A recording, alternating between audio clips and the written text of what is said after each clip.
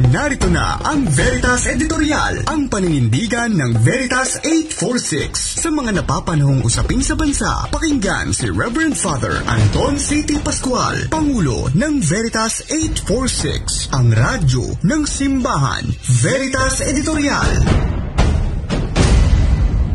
Mga kapanalig, inabangan bago matapos ang 2024 ang pagpirma ni Pangulong Bongbong Marcos Jr. sa pambansang budget para sa 2025. Alam po natin yan. Matapos daw ang isang exhaustive at rigorous o kumpleto at masinsin na pagre-review sa panukalang budget ng Kongreso, abay, inaprubahan na ng Presidente ang budget na nakakahalaga po ng 6.35 trilyong piso. Opo, hindi bilyon, trilyon, kasabay ng pagunita ng bansa sa Rizal Day. Inalis daw ni PBBM ang 194 bilyong pisong pondo para sa ilang line items o mga proyekto at programa ng mga ahensya ng pamahalaan. Salungat daw ang mga ito sa prioridad ng administrasyon, kaya tinanggalan ito ng budget. Sa kabila nito, kapanalig, may mga pumupuna pa rin sa ipinasang budget ng bansa.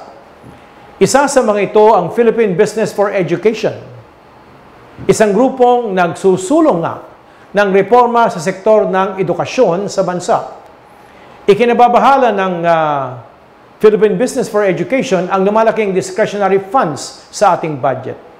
Ang discretionary funds ay tumutukoy sa mga line items na nilalaan ng pondo kahit pa hindi malinaw kung para saan ito o wala namang tukoy na proyekto.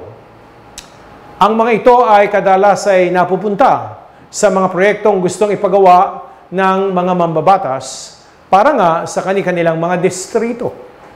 Pagpapabango, ika nga. Hindi ito nalalayo sa Priority Development Assistance Fund o PDAF na sinasabi ng Korte Suprema na labag sa ating konstitusyon. Hindi na nga alinsunod sa batas, nagagamit pa ito sa katiwalaan ng mga politiko. Natatandaan pa sana ninyo ang PDAF scam noon na kung saan nakakuha umano ng kickback ang mga mambabatas mula sa pondong inilagak nga nila para sa mga peking NGO ni Janice Lim Napoles. Baka akala ng ating mga mambabatas at mga leader na nakalimutan na ito ng publiko, kaya nasingit nila ang discretionary funds sa budget sa taong ito. Saan dapat inilaan ang discretionary funds na ito, kapanalig? Sasang-ayunin natin dito ang PBED. Dapat inilagay ang pondong ito sa edukasyon, sa kalusugan, nutrisyon ng taong bayan. Kapag may edukasyon ng mga tao, kapag sila ay malusog, at kapag hindi kumakalam ang kanilang mga sikmura, napapaangat sa buhay ang mga mahihirap. Ang marunong at malusog na mamamayan, ang pundasyon ng isang malakas, matatag na ekonomiya. Dagdag pa ng PBED. Gaya ng inaasahan, ipinagtanggol ng mga mambabatas ang ipinasang budget. Wala raw ditong nakapaloob na discretionary funds. Kapani-paniwala, sana ito kapanalig, kung hindi malaki ang inilobo ng pondo ng DPWH na karaniway ginagatasan po, ika nga, ng mga politiko. Kapani-paniwala sana ito kung pinananatili ang pondong nakalaan dapat sa computerization program ng Department of Education na mahalagang mahalaga para makasabay ang ating mga mag-aaral sa nagbabagong anyo ng pagkatuto. Kapani-paniwala sana ito kung binigyan pa rin ng subsidiya ng PhilHealth para tulungan ang mga kababayan natin sa tuwing nagpapagaling at nangangailangan sila ng ospitalisasyon. Kapani-paniwala sana ito kung hindi inalis ang ayuda para sa pinakamahihirap sa ilalim ng Pantawid Pamilyang Pilipino program. Kapanalig sa kanyang talumpati pagkatapos pirmahan ang budget, sinabi ni PBBM na sineryoso ng administrasyon ang kanilang papel bilang tagapangasiwa ng perang mula sa buwis ng mga mamamayan. Seryosohin natin ang mga salitang ito ng ating Presidente. Bantayan natin ang paggastos sa trilyon-trilyong piso. Opo, 6 trilyon pesos. Ipinagkatiwala natin sa ating pamahalaan. Tandaan natin ang itinuturo ng Catholic Social Teaching, Gaudium et Spes.